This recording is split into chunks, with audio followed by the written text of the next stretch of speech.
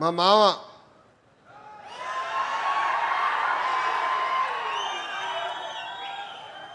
హరిమాయని శాసనసభకు కూడా పంపించిన గొప్ప జిల్లా అనంతపూర్ జిల్లా. ఇంకొక మామ కూతురిచ్చిన మామ. మీ అందరికీ బాలయ్య నా ఒక్కడికే ముద్దల మావయ్యని కూడా 3 సార్లు శాసనసభకి పంపించిన గొప్ప నేల అనంతపూర్ నేల.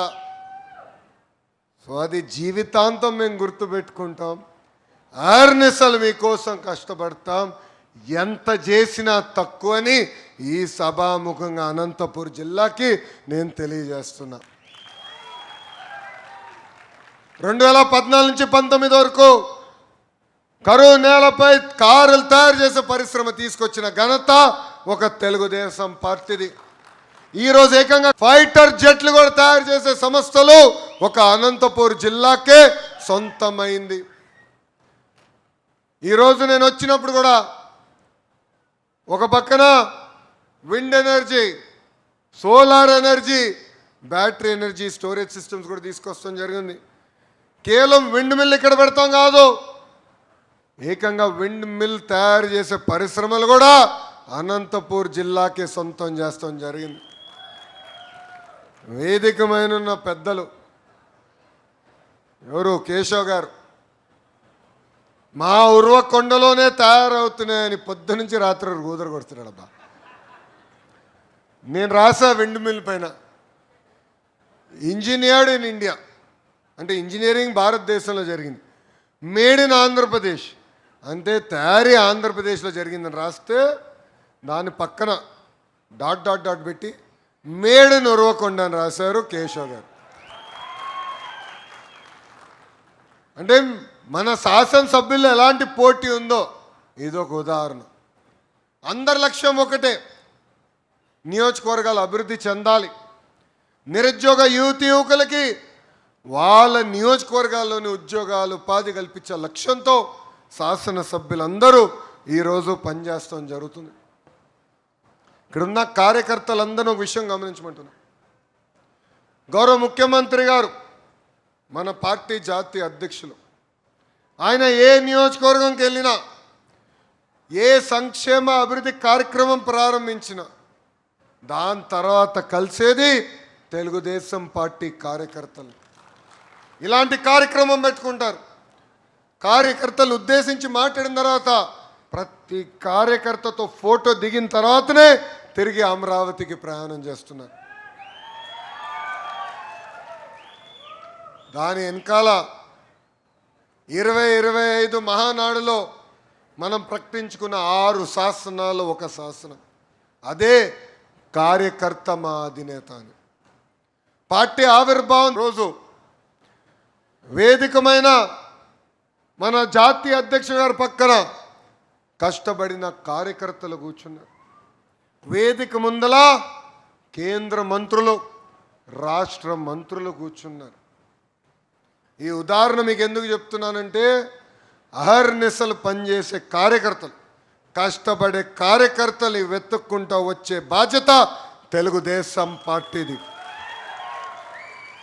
మనందరం చూసాం 2019 నుంచి 24 వరకు ఎంత ఇబ్బంది పడ్డాము. ఒక అంజిరెడ్డి తాతని చూసాం, గుర్తున్నాడా? అంజిరెడ్డి తాత తొడగొట్టి మీసాలు మెలేసి రా బిడ్డ రా అని పుంగనూరులో పసుపు జెండా ఎగిరేసిన వ్యక్తి. ఒక మంజుల గారు, ఒక చెన్నుపాటి గాంధీ గారు, అంతెందుకు తోట చంద్రయ్య గారు మెడపై కత్తి పెట్టి వాళ్ళ నాయకుడికి జై కొట్టు వదిలేస్తానంటే జై తెలుగుదేశం, జై చంద్రబాబు అని చెప్పి ప్రాణాలు కోల్పోయిన వ్యక్తి తోట చంద్రయ్య గారు. ఈరోజు నేను గర్వంగా చెప్తున్నా, వేదిక మీద ఉన్న కేశవ్ గారు నేను కలిసి ఏకంగా చట్టాల్ని సవరించి హౌస్కి తీసుకెళ్ళి ఆ హౌస్లో పాస్ చేసి ఏకంగా కౌన్సిల్ తీసుకెళ్ళాం. కౌన్సిల్లో ఉన్నారు కదా దొంగ పార్టీ, గొడ్డలి పార్టీ, వాళ్ళు అడ్డుపడ్డారు. మేము స్ట్రాటజీ చేసి బిల్లు పాస్ చేయించాం. ఆ బిల్లు ఏముందో తెలుసా? తోట చంద్ర కొడుక్కి శాశ్వతంగా ప్రభుత్వ ఉద్యోగం ఇచ్చిన ఘనత ఒక తెలుగుదేశం పార్టీ. భారతదేశంలో ఏ రాష్ట్రంలో ఇది జరగల. అది మాకు కార్యకర్తల పట్ల ఉన్న కమిట్మెంట్. ఎందుకంటే మేము చూసాం, పార్టీ కోసం నమ్ముకున్న సిద్ధాంతాల కోసం చనిపోయిన వ్యక్తి తోట చంద్రయ్య గారు. అందుకే నిలబడ్డాం, అందుకే పోరాడం. 1 కాదు 2 సంవత్సరాలు పట్టినా చివరికి శాశ్వత ఉద్యోగం ఈరోజు మన పార్టీ అతనికి అందిస్తాం జరిగింది. ఈరోజు మన ప్రభుత్వ అధికారంలోకి వచ్చి 2 సంవత్సరాలైంది. ఇక్కడున్న కార్యకర్తలందరూ ఒక విషయం గుర్తించారు. భారతదేశంలో ఏ రాష్ట్రంలో ఇవ్వని విధంగా వృద్ధులకి 4,000 రూపాయలు పెన్షన్ ఇస్తున్నాం, వికలాంగులకి 6,000 రూపాయలు పెన్షన్ ఇస్తున్నాం. ప్రతి ఏడా ఉచితంగా 3 గ్యాస్ సిలిండర్లు ఇస్తున్నాం. స్త్రీ శక్తి కింద మహిళలు ఉచితంగా బస్సులో ప్రయాణించే హక్కు కల్పిస్తున్నాం. అంతెందుకు, తల్లికి వందనం కింద ఇంట్లో ఎంతమంది బిడ్డలుంటే అంతమంది బిడ్డలు కూడా ఆర్థిక సహాయం చేస్తున్నాం. చేనేత సోదరులకు ఉచితంగా 200 యూనిట్ల కరెంట్ ఇస్తున్నాం. ఈరోజు చేనేత సోదరుల సేవలో వాళ్ళకి ఆర్థిక సాయం చేస్తున్నాం. మత్స్యకారుల సేవలో వాళ్ళకి ఆర్థిక సాయం చేస్తున్నాం. ఏకంగా ఆటో వాళ్ళ సేవలో కూడా ఆటో డ్రైవర్లకి ఆర్థిక సహాయం ఈరోజు ఎన్డీఏ ప్రభుత్వం చేస్తుంది.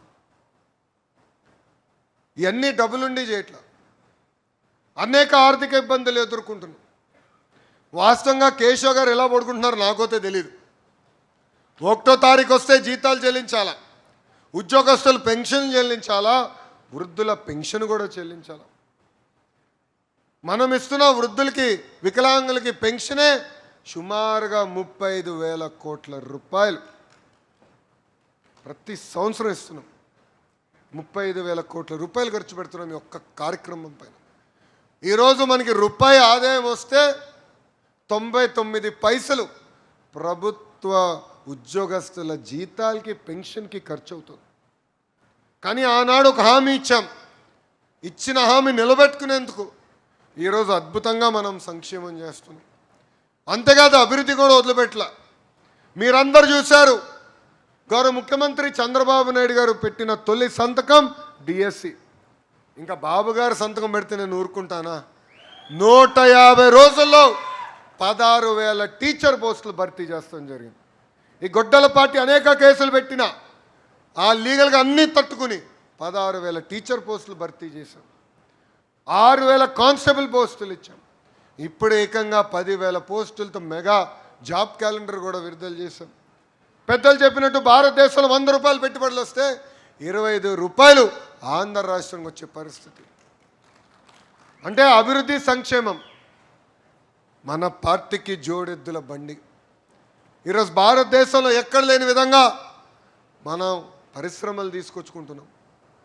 దానికి కారణం ఒకటి, మనకు ఒక బ్రాండ్ ఉన్నారు, ఆ బ్రాండ్ సిబిఎన్. గొడ్డల పార్టీ చుట్టూ ఎవరు ఉంటారండి? గొడ్డల వాడేవాళ్ళు ఉంటారు. రౌడీల చుట్టూ ఎవరు ఉంటారు? రౌడీ షీటర్లు ఉంటారు. ఫ్యాక్షన్ నాయకుల చుట్టూ ఎవరు ఉంటారు? ఫ్యాక్షన్లో ప్రోత్సహించే వాళ్ళు ఉంటారు. కానీ చంద్రబాబు నాయుడు గారు అన్న వ్యక్తి ఎప్పుడు ప్రజల గురించి ఆలోచించే వ్యక్తి. ఎలా మన పిల్లలకు ఉద్యోగాలు కల్పించాలి, ఎలా సొంత కాలిపైన రాష్ట్రం నిలబడి ముందరికి వెళ్ళాలన్న ఆర్నిసలు ఆలోచించే వ్యక్తి. అందుకే ఈరోజు పెట్టుబడులు ఆంధ్ర రాష్ట్రానికి వస్తున్నాయి.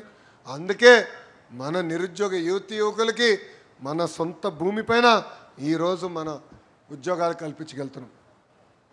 కార్యకర్తలు కూడా ఒక విషయం గమనించాలి, భారతదేశంలో ఏ పార్టీలో కూడా కార్యకర్తలకి ప్రమాద బీమా 5 లక్షల రూపాయలు ఇవ్వట్లా, ఒక తెలుగుదేశం పార్టీని ఇస్తుంది. ఈరోజు కార్యకర్తల సంక్షేమం కోసం 160 కోట్ల రూపాయలు ఖర్చు పెట్టిన ఏకైక పార్టీ తెలుగుదేశం పార్టీ. ఈరోజు మై టీడీపీ యాప్ తీసుకొచ్చాం. అందరు డౌన్లోడ్ చేసుకున్నారా? చేసిన వాళ్ళు చేతుల పైకి ఎత్తండి అబ్బా. ఇప్పుడు అందరు ఎత్తుతారు, ఫోటోకి వచ్చినప్పుడు మిమ్మల్ని అడుగుతా యాప్ చూపించమని. డౌన్లోడ్ చేసుకున్నారా? బాగా వాడుతున్నారా? ఎందుకు తీసుకొచ్చాం మై టీడీపీ?